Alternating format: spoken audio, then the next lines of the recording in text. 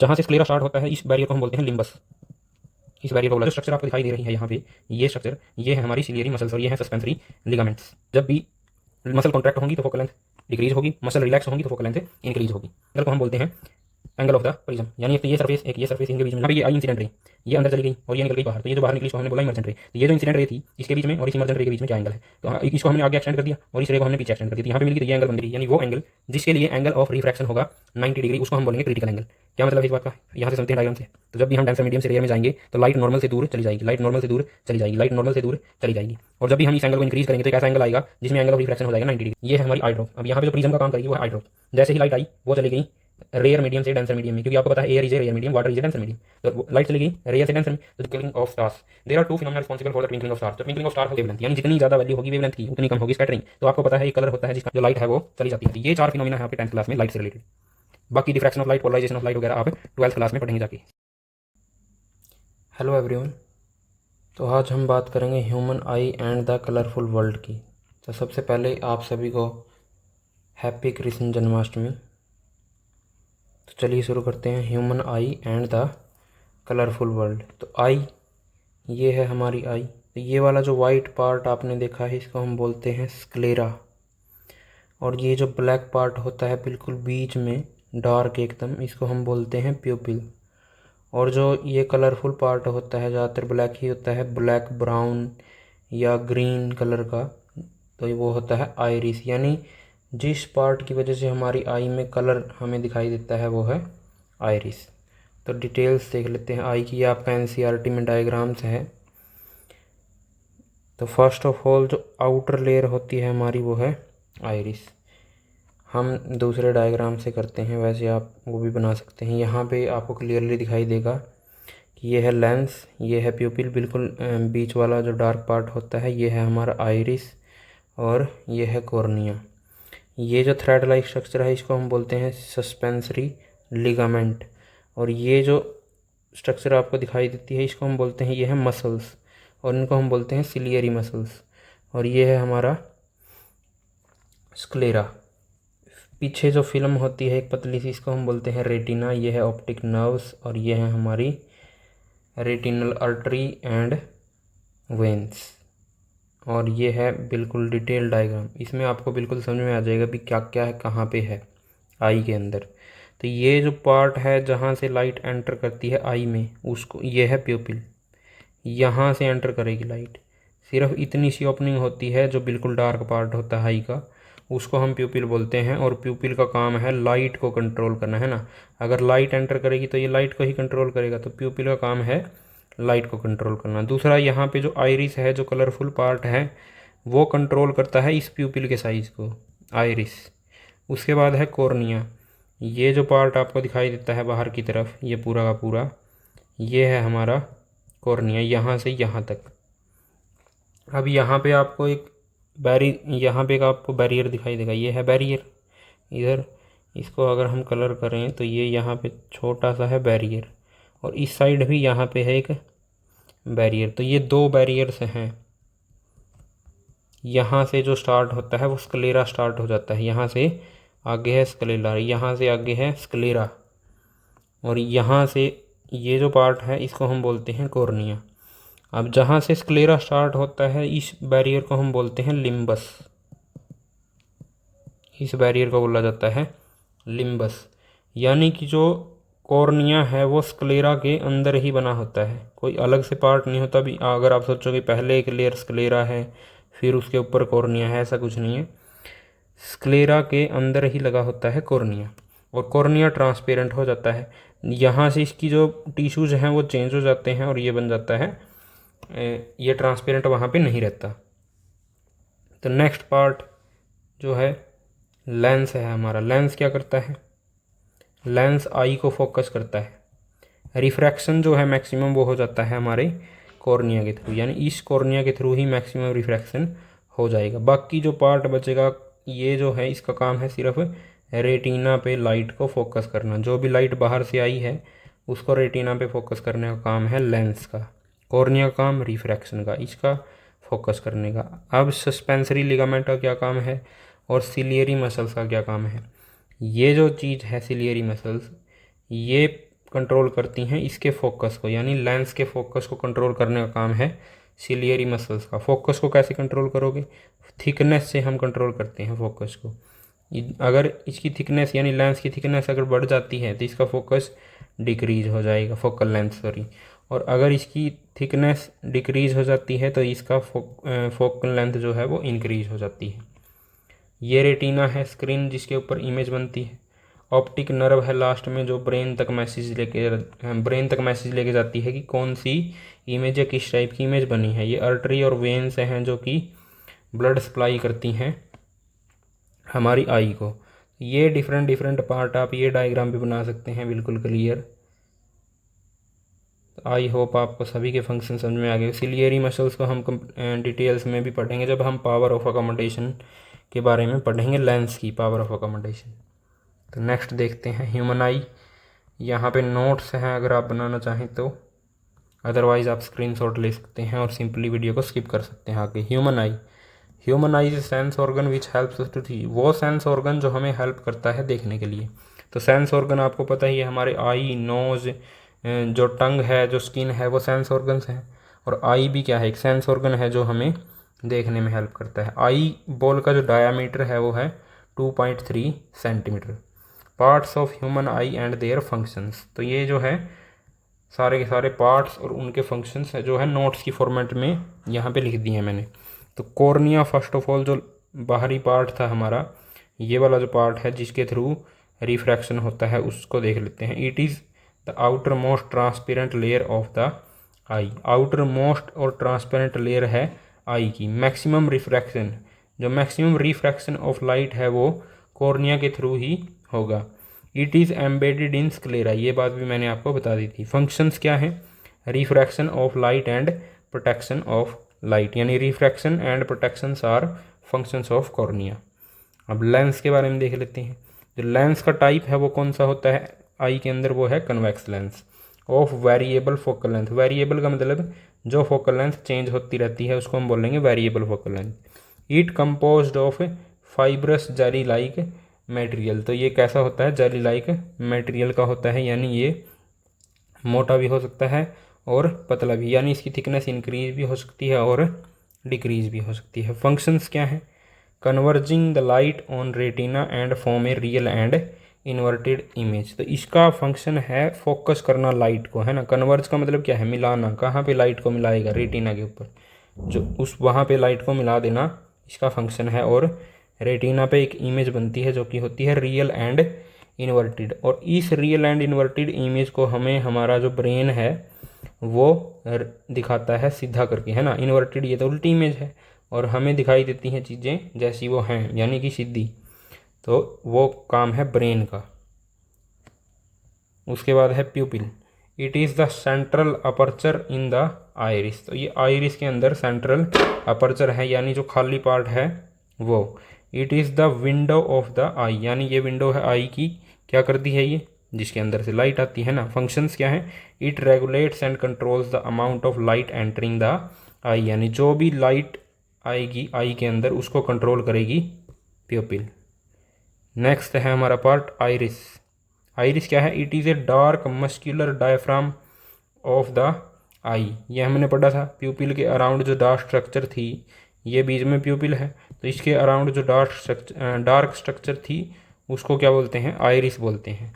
अब इस आइरिस का काम है प्यूपिल के साइज को कंट्रोल करना, सिंपली। नेक्स्ट है हमारा retina. It is A delicate membrane having large number of light sensitive sales, यानी रेटिना जो है एक मेम्ब्रेन है जिसके पास सेल्स होते हैं, कौन से? लाइट सेंसिटिव, यानी वो लाइट का पता लगाते हैं। Image is formed on retina, तो रेटिना पे इमेज फॉर्म होती है। रेटिना में दरअसल दो टाइप के सेल्स होते हैं, एक तो कॉन्स, एक रोड्स। जो कॉन्स हैं वो कलर सेंसिटिव होते हैं, जो रोड हैं वो इंटेंसिव सेंसिटिव, यानी कितनी तेज़ लाइट है। और जो कॉन्स हैं वो कलर सेंसिटिव होते हैं, यानी किस कलर की लाइट आई है। नेक्स्ट पार्ट है हमारा ciliary muscles. These are the muscle connected to the eye lens with the help of suspensory ligament, यानी ये मसल जो हैं कनेक्ट होती हैं आई लेंस के साथ, किसकी हेल्प से? सस्पेंसरी लिगामेंट, जो थ्रेड लाइक स्ट्रक्चर हमने देखी थी। ये लेंस था, वहाँ पे ऐसे थ्रेड लाइक स्ट्रक्चर जो लगी हुई थी ये थे लिगामेंट्स, और ये है लेंस, यहाँ पे थी सिलियरी मसल्स दोनों साइड ऐसे। तो फंक्शंस क्या है, control the thickness of the eye lens and helps in accommodation. Accommodation यानी फोकल लेंथ को चेंज करना लेंस की, उसको बोलते हैं अकोमोडेशन।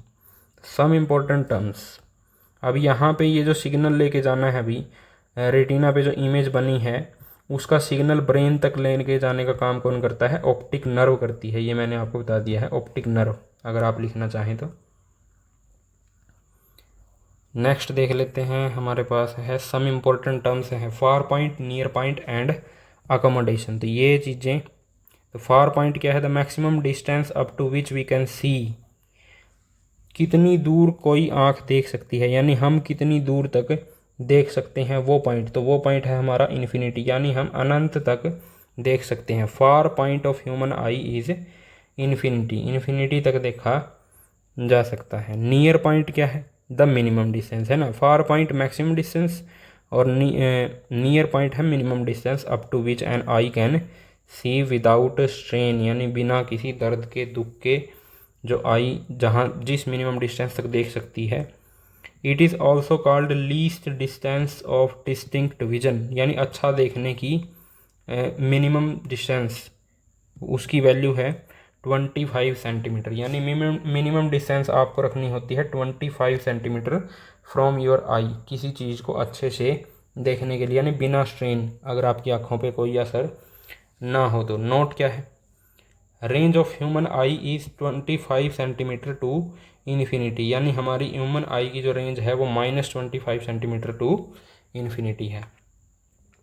नेक्स्ट जो हमारी इंपॉर्टेंट टर्म है वो है अकोमोडेशन, पावर ऑफ अकोमोडेशन।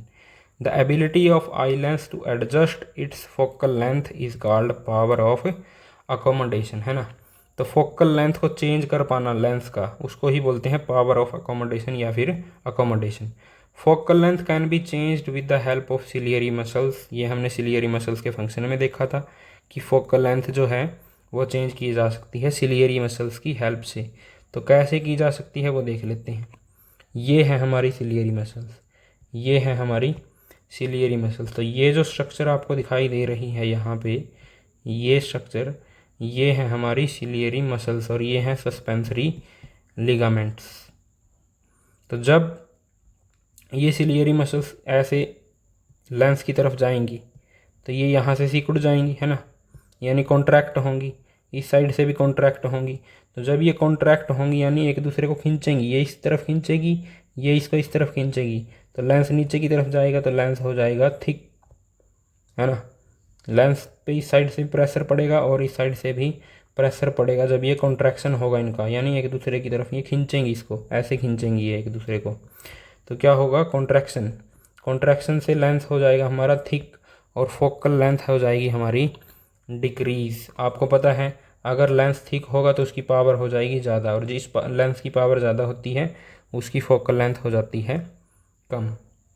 और जैसे ही ये रिलैक्स हो जाएंगी, सिलियरी मसल्स हो जाएंगी रिलैक्स, तो ये वापस अपनी पोजीशन पे आ जाएंगी। जैसे ही ये वापस अपनी पोजीशन पे जाएंगी तो लेंस हो जाएगा थिन। तो लेंस अगर थिन होगा तो फोकल लेंथ हो जाएगी इंक्रीज। तो सिर्फ आपको ये बातें ध्यान में रखनी है, यहाँ पे लिख दिया है मैंने। नोट क्या है, focal length decreases when ciliary muscle gets contracted. तो फोकल लेंथ डिक्रीज हो जाती है और लेंस थिक हो जाता है, तो ciliary muscles contracted, lens become thick. तो यहाँ पे सिंपली क्या है, muscle contracts, lens become thick, और थिक लेंस की फोकल लेंथ आपको पता है डिक्रीज हो जाती है। ये गलत लिख दिया, यहाँ पे आएगा डिक्रीज, फोकल लेंथ डिक्रीजेस, और यहाँ पे आएगा फोकल लेंथ इंक्रीजेस,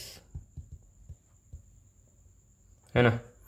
तो फोकल लेंथ जो है, ये ध्यान से देखें, जब भी मसल कॉन्ट्रैक्ट होंगी तो फोकल लेंथ डिक्रीज होगी, मसल रिलैक्स होंगी तो फोकल लेंथ इंक्रीज होगी। रीज़न आपको एक्सप्लेन कर दिया है। तो अब डिजीज़ देख लेते हैं, disease related to I.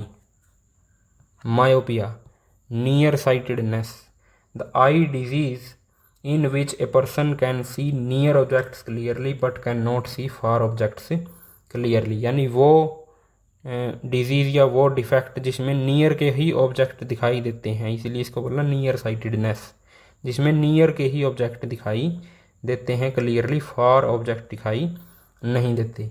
Image is formed in front of retina, यानी रेटिना पे नहीं बनती, रेटिना से पहले ही इमेज बन जाती है। फार point near then infinity, far point जो है वो क्या है हमारा, इन्फिनिटी है, लेकिन वो इन्फिनिटी से पहले ही शिफ्ट हो जाता है। तो इस डायग्राम में देख लो आप, यहाँ पे क्या है, जो फार पॉइंट होता है हमारी आई का इन्फिनिटी, लेकिन जो मायोपिक आई है उसका फार पॉइंट हो जाता है ये ओ, यानी जब ऑब्जेक्ट यहाँ पे होगा तभी इमेज बनेगी यहाँ पे रेटिना के ऊपर, अदरवाइज रेटिना से पहले ही इमेज बन जाएगी। तो अगर इन्फिनिटी पे है ऑब्जेक्ट तो ये आई पैरेलल रेज, और ये पैरेलल रेज कहाँ पे होंगी, ये यहाँ पे मिल जाएंगी और यहाँ पे बन गई इमेज। तो इमेज जो है वो रेटिना से पहले ही बन जाएगी। ये है इसका फार पॉइंट, यानी अगर फार पॉइंट पे होगा ऑब्जेक्ट, यानी इन्फिनिटी से पहले ही होगा ऑब्जेक्ट, तब जाके बनेगी इमेज रेटिना के ऊपर। यानी हमें ऑब्जेक्ट यहाँ लेके आने की ज़रूरत है। अब ऑब्जेक्ट को तो हम यहाँ पे लेके नहीं आ सकते, तो इसको करेक्ट कैसे करेंगे, हम ऐसा दिखाएंगे कि ऑब्जेक्ट यहीं पे है, और वो हम करेंगे यूज़ करके किसका, कनकेव लेंस का। पहले कोज देख लेते हैं। कोज क्या है, कोज कि इस डिजीज़ का क्या कारण है, इलोंगेशन ऑफ आई बॉल, या तो हमारी जो आई बॉल है, ये जो आई बॉल है ये लॉन्ग हो जाए साइज़ में, यानी इसका जो डायमीटर है 2.3 से इंक्रीज कर जाए, या फिर excessive curvature of the eye lens, या जो ये आई लेंस है इसकी कर्वेचर इंक्रीज हो जाए, यानी इसकी थिकनेस वगैरह इंक्रीज हो जाए तो हो सकता है।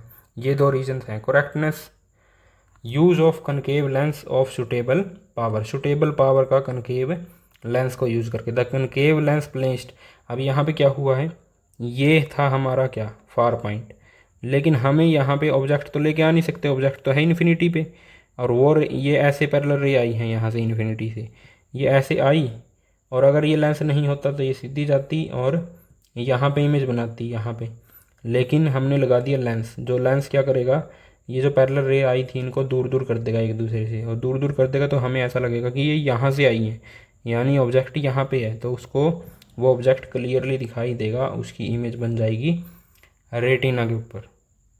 ये है, तो इसमें लिखा प्रोसेस क्या है, the concave lens placed in front of the eye formed virtual and erect image of the distant object at the far point, यानी जो फार पॉइंट है मायोपिक आई का, जो इन्फिनिटी से शिफ्ट होके यहाँ पे आ गया, उसी पे इमेज बना देगा, वो इमेज दिखाई देगी मायोपिक पर्सन को। ये जो है यहाँ पे वो इमेज बनी है इन्फिनिटी पे जो ऑब्जेक्ट है। अब यहाँ पे हाइपरमेट्रोपिया है, far sightedness, the eye defect in which a person can see distant object. Far sightedness का मतलब दूर के ही ऑब्जेक्ट दिखाई देंगे clearly, but can not see near by objects clearly. Image is formed behind retina, तो myopia में थे पहले रेटिना से, और यहाँ पे हाइपरमेट्रोपिया में है रेटिना से बाद में, रेटिना के पीछे इमेज बनेगी। Near point of the hypermetropic I moves away, यानी ग्रेटर देन 25 सेंटीमीटर, यानी हमें 25 सेंटीमीटर पे क्लियरली दिखाई दे सकता है, लेकिन उसका हो जाता है दूर शिफ्ट। दूर शिफ्ट का मतलब उसको लगेगा कि ये 25 सेंटीमीटर तो बहुत ज़्यादा नज़दीक है, उसको साफ दिखाई नहीं देगा, और अगर वो दूर करके देखेगा तो उसको दूर से साफ दिखाई देगा। ये है भाई हाइपरमेट्रोपिक आई, ये है क्या है, नियर पॉइंट है ना, सॉरी ये है नियर पॉइंट, और उसका नियर पॉइंट जो है वो क्या हो गया, उसका जो नियर पॉइंट है ये नियर पॉइंट वो शिफ्ट हो गया पीछे की तरफ। तो अब जब यहाँ पे तो ऑब्जेक्ट होगा तब तो इमेज बन जाएगी, लेकिन जब यहाँ पे ऑब्जेक्ट होगा तब इमेज उसकी रेटिना पे नहीं, रेटिना के पीछे चली गई। नियर पॉइंट हो गया दूर शिफ्ट, और इमेज चली गई रेटिना के पीछे।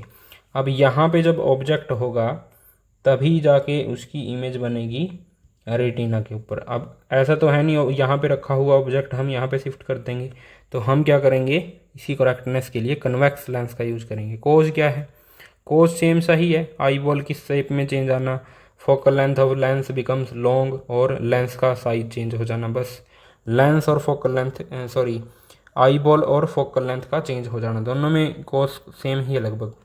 करेक्टनेस क्या है? It can be corrected by using a convex lens of suitable power. तो हाइपरमेट्रोपिया में यूज किया जाता है कन्वेक्स लेंस। ये देख लो यहाँ पे डायग्राम में, ये था हमारा ऑब्जेक्ट यहाँ पे रखा हुआ। अब यहाँ पे से जो जाती रेज तो इमेज बनाती यहाँ पे, लेकिन हमने क्या कर दिया, यहाँ पे यूज कर लिया एक कन्वेक्स लेंस। और वो कन्वेक्स लेंस क्या करेगा, वो कन्वेक्स लेंस इनको एक दूसरे की तरफ मोड़ देगा और इमेज हमारी जो दूर बननी थी वो पास में ही बन जाएगी, यानी रेटिना के एग्जैक्टली ऊपर। और हमें लगेगा कि ये रे आई हैं यहाँ पे, यहाँ से। सिंपल है, सिंपल बात सिर्फ इतनी सी है इन दोनों में भी। यहाँ पे जो इमेज बनती थी वो रेटिना से पीछे, हमें इसको लेके आना था पास। तो अगर लाइट्स को पास में फोकस कराना है तो आप यूज़ करते हैं कन्वेक्स लेंस का। और अगर ये जो लाइट है यहाँ पे इस वाले केस में, ये जो लाइट है ये पहले फोकस हो गई, इसको हमें फोकस करना है दूर। तो जब हमें लाइट को दूर दूर करना होता है तो हम यूज़ करते हैं कन्वेक्स लेंस का। तो ऐसे आप याद रख सकते हैं दोनों लेंसेज। नेक्स्ट जो डिफेक्ट है हमारे पास वो है प्रेस बायोपिया, यानी old age hypermetropia. The defect of vision in which an old age person can not see the near by objects clearly. यानी ओल्ड एज में आता है ये डिफेक्ट जब कोई पर्सन जो है नियर बाय ऑब्जेक्ट्स को क्लियरली नहीं देख सकता, उसको हम बोलते हैं प्रेस बायोपिया या फिर ओल्ड एज हाइपरमेट्रोपिया। कोज क्या है इसका? Loss of power of accommodation. तो पावर ऑफ अकोमोडेशन आपको पता चल गया, हमने कई लाख साल पहले पढ़ा था कि पावर ऑफ अकोमोडेशन का मतलब है फोकल लेंथ लेंस की इंक्रीज करना या डिक्रीज करना, focal length of eye lens. Weakness in ciliary muscles, और यही तो मदद करती हैं क्या चीज़ करने में, पावर ऑफ अकोमोडेशन में। Correctness, use of convex lens of suitable power. तो ये क्या है? हाइपरमेट्रोपिया। और हाइपरमेट्रोपिया में हम यूज करते हैं कन्वेक्स लेंस का करेक्शन के लिए। Note, if a person can not see near by as well as distance object, यानी कि दोनों के दोनों ही हो गए, मायोपिया भी और हाइपरमेट्रोपिया भी। ना तो पास के ऑब्जेक्ट साफ दिखाई देते हैं, ना ही दूर के ऑब्जेक्ट साफ दिखाई देते हैं। तो उसको जी करेक्टनेस है वो होती है बाई फोकल लेंस से। बाई फोकल का मतलब है जिसके दो फोकस हों, ऐसा लेंस हम यूज़ करेंगे। कैसे होते हैं ये? मान लेते हैं ये है स्पेक्स, तो इसका जो नीचे वाला पोर्शन है वो होता है पास देखने के लिए यूज़, ये है पास देखने के लिए। और जो ऊपर वाला पोर्शन है वो है दूर देखने के लिए। और जो दूर देखने के लिए यूज़ होता है वो है कॉनकेव, यानी ऊपर वाला पोर्शन है कॉनकेव का और ये है कॉन्वेक्स का। ये नीचे वाला जो पोर्शन है कॉन्वेक्स का और ऊपर वाला जो पोर्शन है वो है कॉनकेव का। तो ये है बाईफोकल लेंस।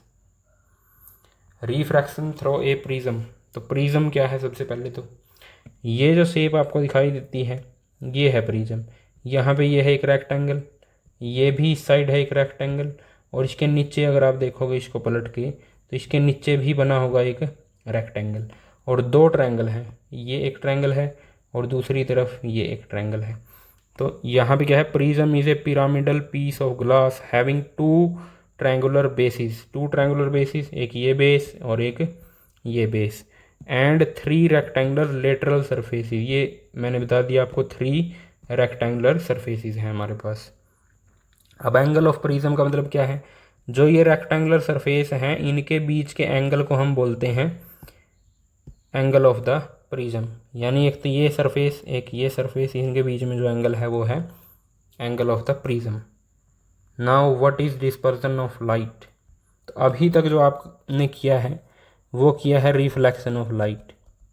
रिफ्लेक्शन का मतलब जब लाइट किसी चीज़ से टकरा के वापस आ जाती है उसको हम रिफ्लेक्शन बोल देते हैं। दूसरा आपने किया है refraction of light. Refraction of light का मतलब क्या है? जब लाइट किसी मीडियम में एक मीडियम से दूसरे मीडियम में जाती है तो उसकी स्पीड जो है चेंज हो जाती है, इसको हम बोलते हैं क्या? रिफ्रैक्शन ऑफ लाइट, या उसकी डायरेक्शन चेंज हो जाती है। अब है नया फिनोमिना हमारे पास, वो है डिस्पर्जन ऑफ लाइट, यानी ये थर्ड फिनोमिना है जो आप लाइट के बारे में पढ़ेंगे। When white light passes through a prism, जब वाइट लाइट किसी प्रिज्म से पास होती है, ये स्ट्रक्चर हमने पढ़ लिया प्रिज्म है, इट स्प्लिट्स, वह टूट जाती है, इनटू 7 कलर्स, तो वह 7 कलर्स में टूट जाती है।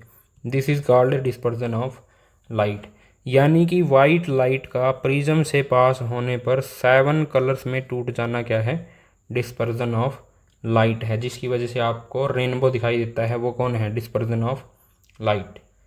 तो यहाँ पे ये डायग्राम है डिस्पर्जन ऑफ लाइट का, ये प्रिज्म है, यहाँ से ये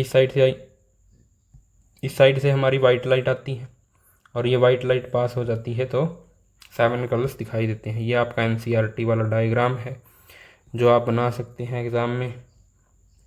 तो ये क्या है, जो 7 कलर्स का जो बैंड बनता है इसको हम बोलते हैं बैंड, 7 कलर्स बैंड या स्पेक्ट्रम, तो स्पेक्ट्रम बोलते हैं इसका। The band of 7 colours obtain on the screen after dispersion of light is called spectrum. तो 7 कलर्स का बैंड होता है जिसको हम स्पेक्ट्रम बोलते हैं, जिसको हम स्क्रीन पे ऑब्टेन करते हैं। तो वो कलर्स कौन से हैं, red, orange, yellow, green, blue, indigo and violet colours. ये कलर हैं जिसको आप विबग्योर से याद करते हैं या फिर आप याद करते हैं रॉय जी की BV से, कैसे भी आप याद करें वो आपके ऊपर है। एंगल ऑफ डेविएशन, अब एंगल ऑफ डेविएशन का मतलब क्या है, it is the angle between the incident ray and the emergent ray. Emergent ray आपको पता है, अगर कोई रे ऑफ लाइट आती है और वो किसी ऑब्जेक्ट से बाहर निकल जाती है, तो जो बाहर लाइट निकलती है उसको हम बोलते हैं इमरजेंट रे। तो यहाँ पे ये आई इंसिडेंट रे, ये अंदर चली गई और ये निकल गई बाहर, तो ये जो बाहर निकली इसको हमने बोला इमरजेंट रे। तो ये जो इंसिडेंट रे थी इसके बीच में और इस इमरजेंट रे के बीच में क्या एंगल है, तो इसको हमने आगे एक्सटेंड कर दिया और इस रे को हमने पीछे एक्सटेंड कर दिया, तो यहाँ पे मिलेगी, तो ये एंगल बन गया हमारा D। ये एंगल है हमारा एंगल ऑफ डेविएशन, ये जो एंगल है it is D, angle of deviation. Next, angle of deviation is inversely proportional to 1/वेवलेंथ। वेवलेंथ आपने 9th क्लास में पढ़ा था। यहाँ पे क्या है, वेवलेंथ को अगर आप इंक्रीज करेंगे तो एंगल ऑफ डेविएशन जो है वो डिक्रीज हो जाएगा। यानी कि यहाँ पे आप देखें इस डायग्राम में, यहाँ पे किसका एंगल ऑफ डेविएशन सबसे ज़्यादा है, जो सबसे ज़्यादा मुड़ेगा उसका एंगल ऑफ डेविएशन सबसे ज़्यादा होगा। तो सबसे ज़्यादा एंगल ऑफ डेविएशन है वायलेट का, सबसे कम एंगल ऑफ डेविएशन है रेड कलर का, है ना। यहाँ पे क्या है, ये कलर ब्लाइंडनेस थी क्या इसको बनाने वाले को। रेड कलर का जो एंगल ऑफ डेविएशन है वो कम है, लेकिन वायलेट कलर का जो एंगल है वो ये, रेड कलर का एंगल है ये। तो रेड कलर का एंगल स्मॉल है, क्यों स्मॉल है, क्योंकि उसकी वेवलेंथ ज़्यादा है, जितनी ज़्यादा वेवलेंथ उतना कम एंगल।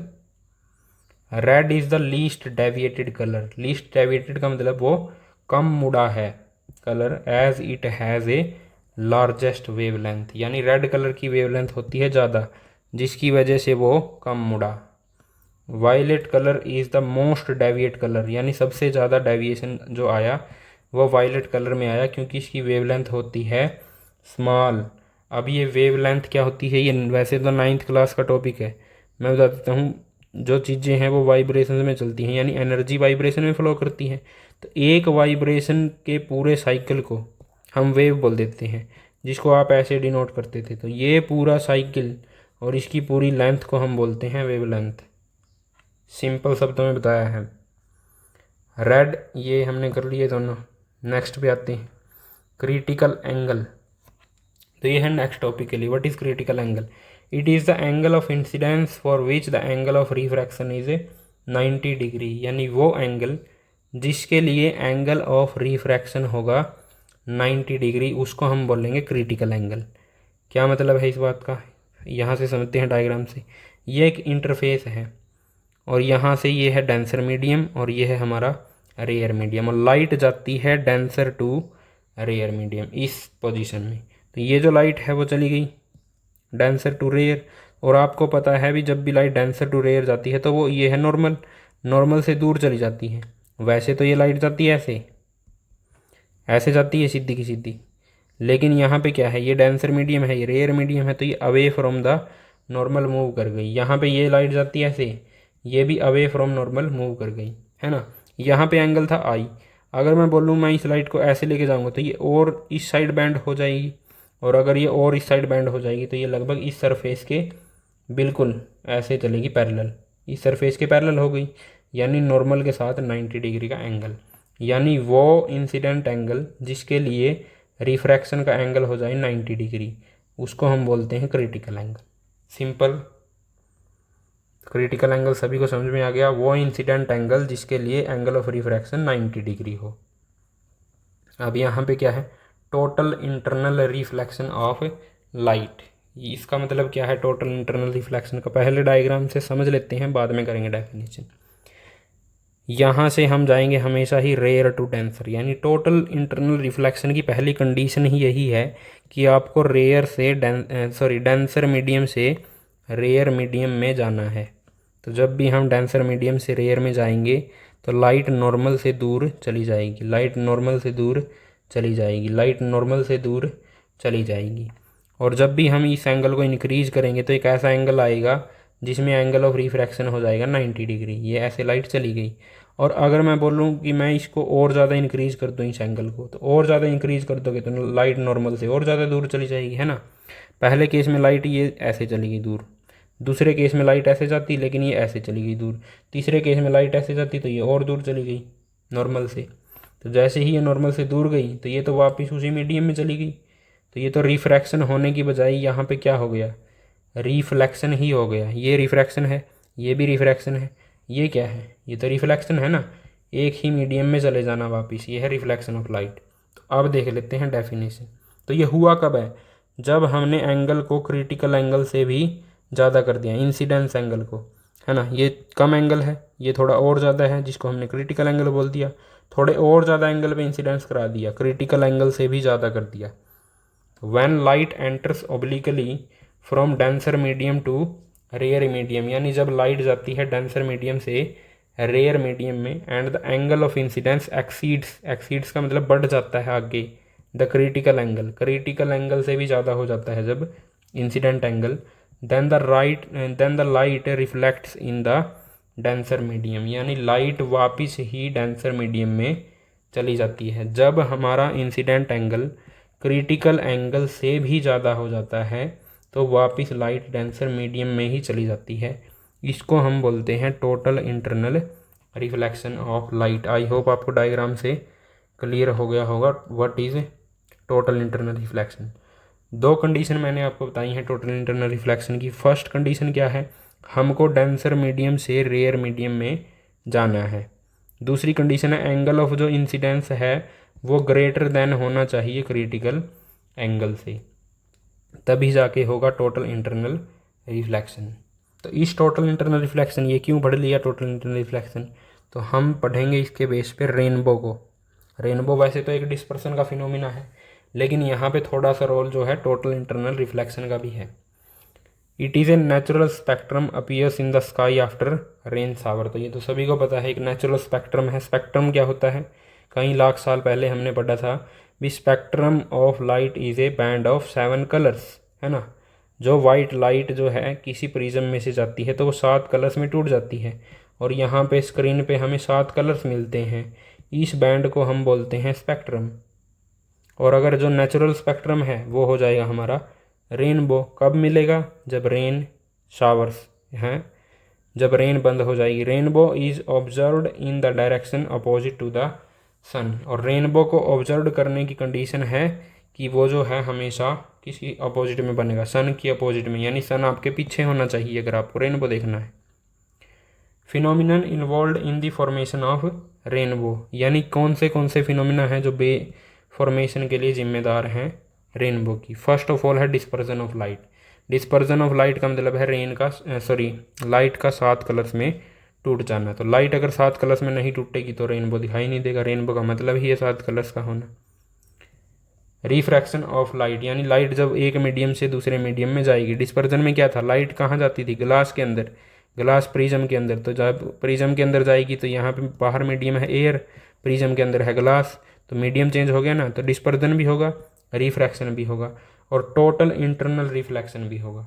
कैसे होगा टोटल इंटरनल रिफ्लेक्शन, वो देख लेते हैं यहाँ पे डायग्राम के अंदर हम। तो डायग्राम में देखो यहाँ पे क्या है, डायग्राम में क्या हुआ है, ये है हमारी आई ड्रॉप। अब यहाँ पे जो प्रिज्म का काम करेगी वो है आई ड्रॉप। जैसे ही लाइट आई वो चली गई रेयर मीडियम से डेंसर मीडियम में, क्योंकि आपको पता है air is a rare medium, water is a denser medium. तो लाइट चली गई रेयर से डेंसर में, तो जैसे ही लाइट रेयर से डेंसर में गई तो ये एक प्रिज्म का काम करता है और लाइट यहाँ पे टूट जाती है 7 कलर्स में। तो ये जो 7 कलर में लाइट टूटी वो यहाँ पे इंसिडेंट होती है और एक ऐसे एंगल पे इंसिडेंट होती है जो कि क्रिटिकल एंगल से ज़्यादा होता है ना। क्रिटिकल एंगल से ज़्यादा होगा तो लाइट वापस ही डेंसर मीडियम में चली जाएगी। ये कहाँ जा रही थी? डेंसर से रेयर में जा रही थी। मैंने बोला था हमेशा जाना है डेंसर से रेयर जब भी टोटल इंटरनल रिफ्लेक्शन की बात हो, डेंसर से रेयर की तरफ। तो यहाँ पे लाइट जा रही थी डेंसर से रेयर, यानी ड्रॉप से बाहर जा रही थी, लेकिन वो ऐसे एंगल पे इंसिडेंस हुई कि उसका जो क्रिटिकल एंगल है वो छोटा रह गया। क्रिटिकल एंगल अगर छोटा रह गया तो वो वापस आ गई इसी के अंदर और फिर से होगा रिफ्रैक्शन, यानी पहले रिफ्रैक्शन, टोटल इंटरनल रिफ्लेक्शन, फिर से रिफ्रैक्शन और ये जाएगी वापस। और यहाँ पे आप खड़े हुए हैं रेनबो को देखने के लिए, ये आपके हेयर्स, वेरी गुड। अब देखते हैं फॉर्मेशन, यानी इसकी प्रोसेस है क्या रेनबो फॉर्मेशन की। Formation of rainbow, some water drops remain suspended in the air. तो सम वाटर ड्रॉप्स जो हैं वो एयर में ही रह जाती हैं, उनका वेट जो है बिल्कुल कम होता है। तो वहाँ पे क्या होगा, आगे क्या है, these water drops act as a prism for the sunlight. तो ये जो वाटर ड्रॉप्स हैं वो एक प्रिज्म का काम करती हैं सनलाइट के लिए। When the light fall on the rain drop it first reflect and get disperse refract sorry जब लाइट इस रेन ड्रॉप पे गिरती है तो वो रिफ्रैक्ट होती है, यानी उसके अंदर चली जाती है और अंदर जाके वो हो जाती है डिस्पर्स, यानी 7 कलर्स में टूट जाती है। देन इट रिफ्रैक्ट इंटरनली, यहाँ पे आएगा रिफ्लेक्ट, यहाँ पे आएगा रिफ्लेक्ट, ये मिस गलती हो गई, reflect reflect then it reflect internally, तो इंटरनली वो रिफ्लेक्ट करती है। उसके बाद अगेन रिफ्रैक्ट, फिर से वो रिफ्रैक्ट करती है and comes out of the drop. तो यही मैंने बताया था, रिफ्रैक्शन, टोटल इंटरनल रिफ्लेक्शन और रिफ्रैक्शन, और यहीं पे हुआ है डिस्पर्जन ऑफ लाइट। और comes out of the drop reaches the I of the observer, observer को दिखाई देती है रेनबो। उसके बाद अब आ जाते हैं हमारे नेक्स्ट टॉपिक पे, एटमॉस्फेरिक रिफ्रैक्शन। एटमॉस्फेरिक रिफ्रैक्शन का मतलब है, रिफ्रैक्शन का मतलब सभी को पता है, तो जो एटमॉस्फेयर की वजह से होगा वो एटमॉस्फेरिक रिफ्रैक्शन। और एटमॉस्फेयर में है क्या, एयर है, और एयर्स की क्या है, डिफरेंट डिफरेंट लेयर्स हैं हमारे पास एटमॉस्फेयर में। The refraction of light due to the different layer of atmosphere is called atmospheric refraction. तो एटमॉस्फेरिक रिफ्रैक्शन जो है वो डिफरेंट लेयर्स की वजह से होता है एटमॉस्फेयर की। तो क्या हो गया तो हम इसकी वजह से होने वाले फिनोमिना को पढ़ेंगे जो भी होंगे। Flickering of object placed behind the fire, अगर आग के पीछे कोई ऑब्जेक्ट रखा हुआ है तो वो आपको ऐसे फ्लिकर करता हुआ, हिलता हुआ दिखाई देता है। ऐसा क्यों है? उसका रीज़न है atmospheric refraction. Twinkling of star, twinkle twinkle little star, आपने सुना है ना। तो ये जो तारे हैं जो टिमटिमाते हैं, वो ट्विंकल करते हैं, वो किसकी वजह से करते हैं? एटमॉस्फेरिक रिफ्रैक्शन की वजह से। Advanced sunrise and delayed sunset, ये कंसेप्ट आपके लिए शायद नया हो। एडवांस सनराइज का मतलब जो हमें सूरज या जो हमें सन दिखाई देता है वो असली नहीं होता, किस टाइम? सनराइज के टाइम। और जो सनसेट होता है, सनसेट के टाइम जो हमें सन दिखाई देता है वो भी रियल नहीं होता। तो क्या होता है वो देख लेते हैं। Advanced sunrise and delayed sunset, first हमारा टॉपिक यही है। तो क्या होता है advance sunrise and delayed sunset? इसका मतलब है द सन अपीयर्स, यानी सन दिखाई देता है, यानी सूर्य दिखाई देता है अबाउट 2 मिनट्स अर्लियर, 2 मिनट पहले, then the actual sunrise, actual sunrise से 2 मिनट पहले ही हमें सन दिखाई देने लग जाता है। And remains visible about 2 minutes later, और 2 मिनट बाद तक विजिबल रहता है then actual sunset, after the actual sunset, यानी एक्चुअल सनसेट होने के बाद 2 मिनट तक दिखाई देता है।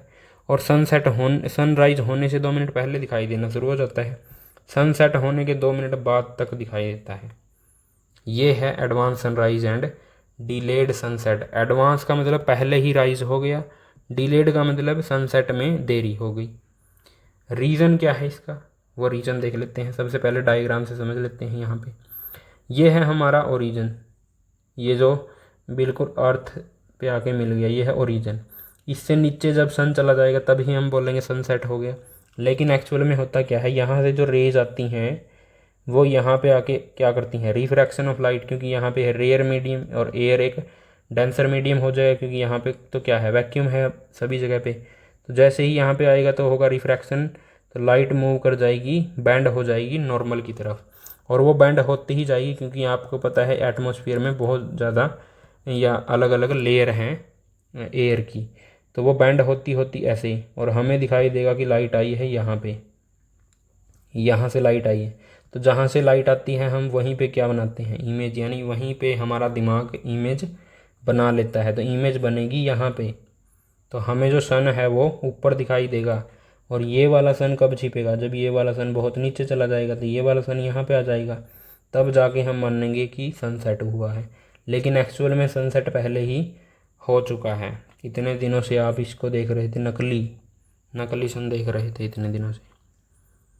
तो रीज़न क्या है, when the sun is below horizon, तो होरिजन से जब नीचे होता है sun, the sunlight has to pass from rare medium to denser medium. ये मैंने आपको बता दिया, ये यहाँ पे वैक्यूम है, रेयर मीडियम ये एयर में आ गया, तो एयर डेंसर है वैक्यूम के कंपैरिजन में। Due to this the light bend towards the normal, light normal की तरफ बैंड हो जाती है, and appears to come from a higher position above the horizon, horizon के ऊपर हाइयर पोजीशन से आती हुई दिखाई देती है। Hence the observer see the apparent position of the sun, इसीलिए ऑब्जर्वर को अपेरेंट पोजीशन दिखाई देती है सन की, जिसकी वजह से उसको लगता है कि ये जो सन है अभी तक छिपा ही नहीं है, जबकि ऐसा नहीं है, वो तो जा चुका। अब नेक्स्ट फिनोमिना देख लेते हैं, twinkling of stars. There are two phenomena responsible for the twinkling of stars. जो ट्विंकलिंग ऑफ स्टार है उसके लिए दो फिनोमिना रिस्पॉन्सिबल हैं। फर्स्ट ऑफ ऑल क्या है, फिजिकल कंडीशन ऑफ एटमॉस्फेयर, ये फिनोमिना है।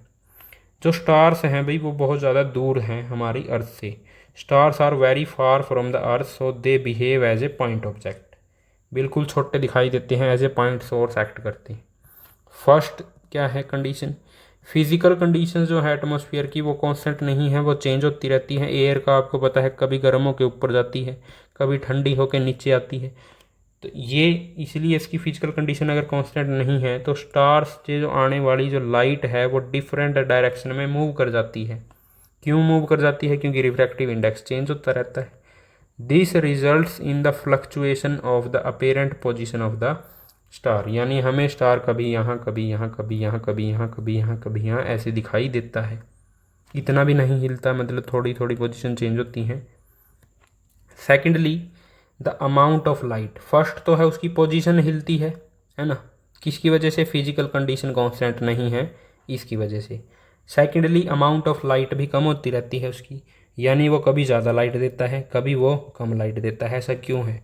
Secondly the amount of light coming from the stars also very, ये वो वाला वेरी नहीं है, ये वो वाला वेरी है, वो वाला यानी कि चेंज वाला, very due to the changing refractive index of the atmosphere. जो एटमॉस्फेयर का रिफ्रैक्टिव इंडेक्स है वो चेंज होता रहता है, और जैसे ही वो चेंज होता रहता है तो स्पीड ऑफ लाइट क्या हो जाती है, कम, और हमें ब्राइटनेस भी उसकी कम दिखाई देती है। Stars appears bright when more light from the star reaches our eye, अगर स्टार से आने वाली लाइट हमारी आंखों में ज़्यादा जाती है, यानी ज़्यादा लाइट हमारी आंखों में जाती है तो हमें वो दिखाई देता है bright, appears dull when less amount of light reaches our eye, और अगर वो जो टेढ़ी मेढ़ी लाइट इधर उधर डायरेक्शन से आई है सन से, स्टार से, वो कम हमारी आंखों में जाती हैं तो हमें वो डल दिखाई देता है।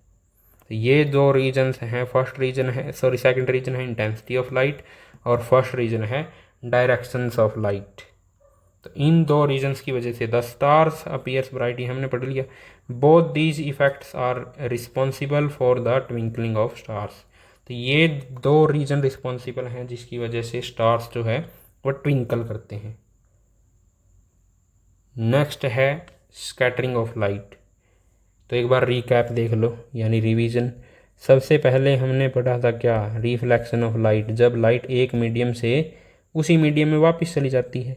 फिर हमने पढ़ा रिफ्रैक्शन ऑफ लाइट, यानी जब लाइट किससे एक मीडियम से दूसरे मीडियम में जाती है उसकी डायरेक्शन चेंज हो जाती है। फिर हमने पढ़ा डिस्पर्जन ऑफ लाइट, डिस्पर्स का मतलब होता है टूट जाना, डिस्पर्जन का मतलब जब लाइट 7 कलर्स में टूट जाती है ग्लास प्रिज्म से गुजर के। और अब हम पढ़ेंगे स्कैटरिंग ऑफ लाइट, और तो ये आपका फिनोमिना नंबर है 4th, scattering of light. What is scattering of light? Scattering है spreading of light in different directions by colloidal particles is called scattering of light।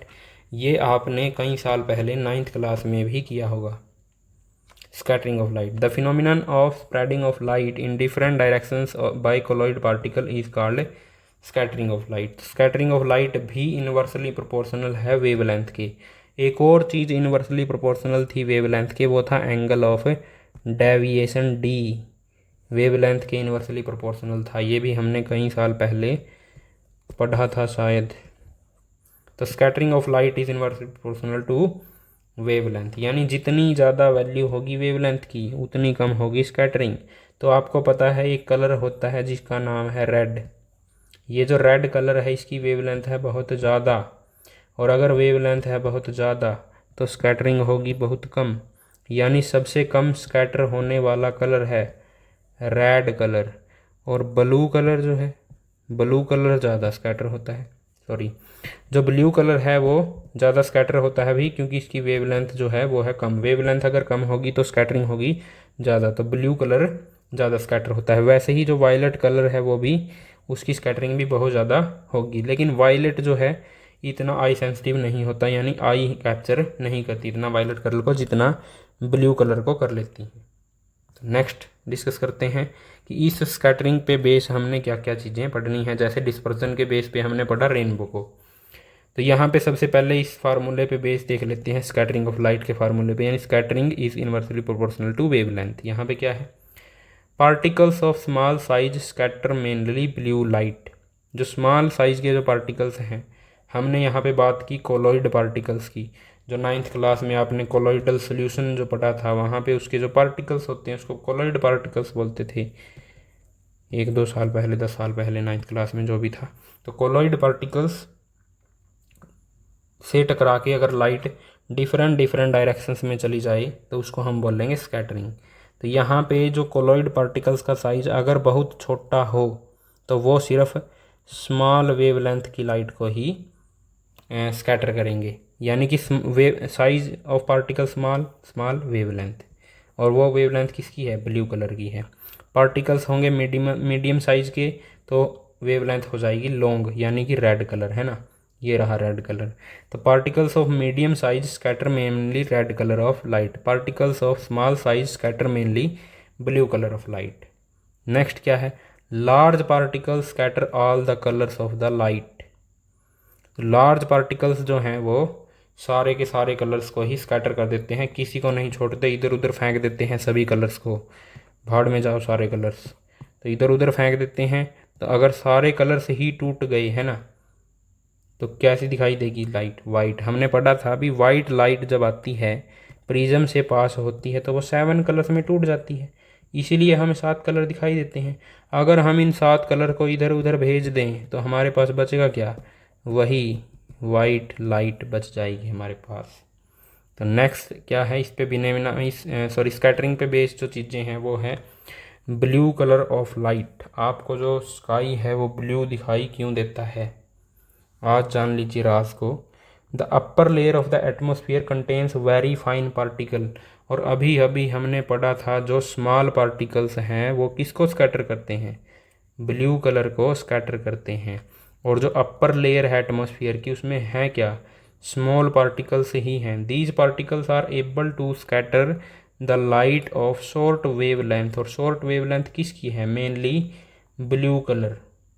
So due to this sky appears blue, तो इसीलिए sky blue appear होता है। अब आप बोलोगे violet, violet भी तो उसकी भी तो वेवलेंथ कम है, लेकिन आई वायलेट कलर के रिस्पेक्ट में सेंसिटिव नहीं है, इसको इतनी तवज्जो नहीं दी जाती, इसकी इतनी रिस्पेक्ट नहीं की जाती, हमारी आई सेंसिटिव नहीं है, इसीलिए ब्लू कलर ज़्यादा अपीयर होता है।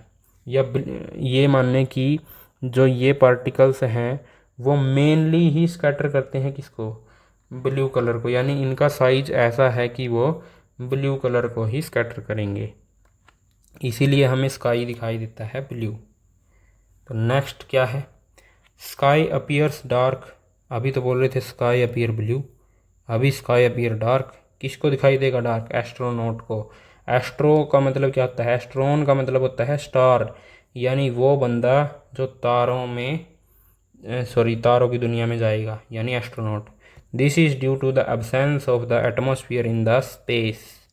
अब स्पेस में अगर चला जाएगा, यानी तारों की दुनिया में अगर चला जाएगा, तो वहाँ पे एटमॉस्फेयर नहीं है, और अगर एटमॉस्फेयर नहीं है तो ये जो चीज़ होती है स्कैटरिंग, वो भी नहीं है, और अगर स्कैटरिंग नहीं है तो अलग अलग कलर से नहीं होंगे, और अगर अलग अलग कलर से नहीं होंगे, स्कैटरिंग नहीं होगी, वाइट लाइट नहीं होगी, तो क्या होगी, डार्कनेस होगी।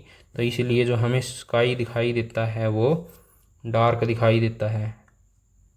नेक्स्ट एस्ट्रोनॉट को दिखाई देता है, हमें थोड़ी। Danger signals are made red.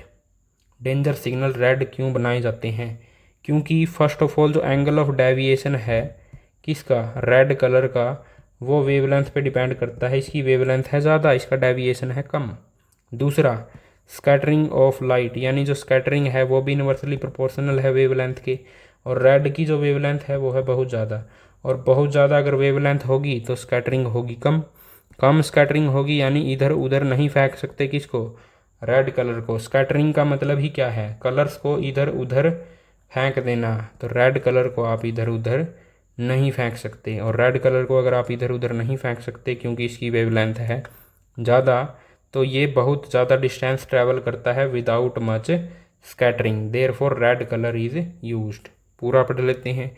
Since the wavelength of red colour is longer than other colour से इसकी वेवलेंथ है ज़्यादा, therefore red colour can reach large distance without much scattering, यानी बिना स्कैटरिंग हुए ये लार्ज डिस्टेंस तक जा सकता है, दूर से आप देख सकते हैं इसको, इसीलिए रेड कलर के होते हैं danger signals. Clouds appears white. Cloud appear white. अब स्काई तो हमें दिखाई देता है ब्लू कलर का दिखाई देता है, तो वाइट कलर के दिखाई देते हैं क्लाउड्स। ऐसा काहे को, clouds are formed by water vapours. Cloud जो है बने होते हैं वाटर वेपर्स के। These water vapours condense. Condense का मतलब क्या होता है, कंडेंस जो है वो होता है गैस का वाटर में चेंज हो जाना। गैस कौन है यहाँ पे, वाटर वेपर। वाटर वेपर किस में बदल जाएंगे, वाटर ड्रॉप्स में, कंडेंस हो गई है ना, वाटर वेपर वाटर ड्रॉप में बदल गई, यानी कंडेंस हो गई। तो क्लाउड जो है वाटर वेपर से बने थे।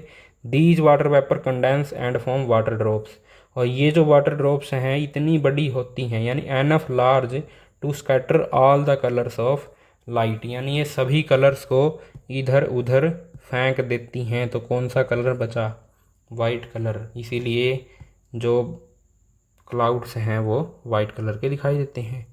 तो fifth, the colour of the sun appears red during sunrise and sunset.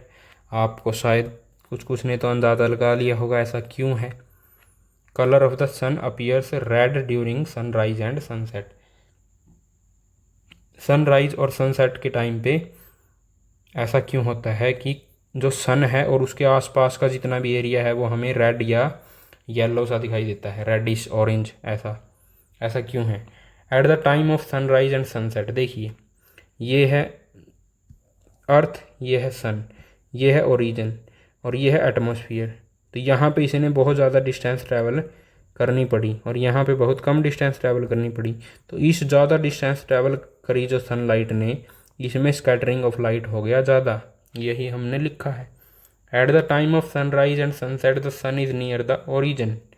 The sunlight has to travel a large distance through the atmosphere before reaching the observer, यानी ऑब्जर्वर के पास आने से पहले लाइट को, ये जो एटमॉस्फेयर है सारा का सारा, इसकी बहुत ज़्यादा लंबी डिस्टेंस को ट्रैवल करना पड़ता है। लेकिन अगर ऊपर से लाइट आती है तो ये डिस्टेंस बहुत छोटी है, स्कैटरिंग नहीं हो पाती। अगर स्कैटरिंग नहीं हो पाती तो हमें वाइट लाइट दिखाई देती है। लेकिन यहाँ पे क्या होता है, यहाँ पे स्कैटरिंग हो जाती है बहुत ज़्यादा। और किसकी स्कैटरिंग नहीं हो सकती? रेड कलर की नहीं हो सकती। और red due to this large distance most of the blue colour and all other wavelength colours get scattered. तो बाकी सभी कलर्स तो हो जाते हैं इधर उधर, बच जाता है हमारे पास रेड कलर, तो हमें इसलिए रेड कलर ही दिखाई देता है। तो लास्ट टॉपिक है हमारा टिंडल इफेक्ट। कितना प्यारा नाम है, Tyndall effect. When the light passes through colloid then its path becomes visible. जैसे ही लाइट कोलॉइड से पास होगी तो ये जो है उसका पाथ विजिबल हो जाएगा। यही इफेक्ट आपने 9000 साल पहले पढ़ा था 9th क्लास में। This is called Tyndall effect. यानी कि किसी एक खास मीडियम से, जो मीडियम है कोलॉइड, उसके अंदर से जब लाइट जाती है तो वो हमें लाइट दिखाई देने लगती है, उसको हमने बोला Tyndall effect. The path of light example क्या है? The path of light becomes visible when it enters a dark room through a slit और वेंटिलेटर। जो कोई रोशनदान है अगर घर में, या कोई छोटा सा होल है जिससे सनलाइट अंदर आती है, तो उसमें आपको डस्ट पार्टिकल ऐसे दिखाई देते हैं और एक फाइन बीम बनता है लाइट का जो आपको दिखाई देता है। इसी को जो आपको दिखाई देता है इसी को हम बोलते हैं टिंडल इफेक्ट। तो आपने पूरे लाइट, अगर पूरे लाइट की पिछले चैप्टर की और इस चैप्टर की भी समरी हम कवर करें तो आपने सबसे पहले जो पढ़ा था वो था रिफ्लेक्शन। इसमें हमारा जो मीडियम रहता है वो रहता है सेम। फिर आपने जो पढ़ा वो पढ़ा रिफ्रैक्शन। इसमें हमारा मीडियम हो जाता है चेंज, है ना। दूसरा फिर आपने पढ़ा डिस्पर्जन। डिस्पर्जन का मतलब क्या है? लाइट टूट जाती है 7 कलर्स में। उसके बाद आपने पढ़ा स्कैटरिंग। स्कैटरिंग का मतलब क्या है? स्कैटरिंग का मतलब है डिफरेंट डायरेक्शन में जो लाइट है वो चली जाती है। तो ये 4 फिनोमिना है आपके 10th क्लास में लाइट से रिलेटेड। बाकी diffraction of light, polarisation of light वगैरह आप 12th क्लास में पढ़ेंगे जाके। सो आई होप आपको समझ में आया होगा। और दोबारा से आप सभी को happy Krishna Janmashtami. Thank you.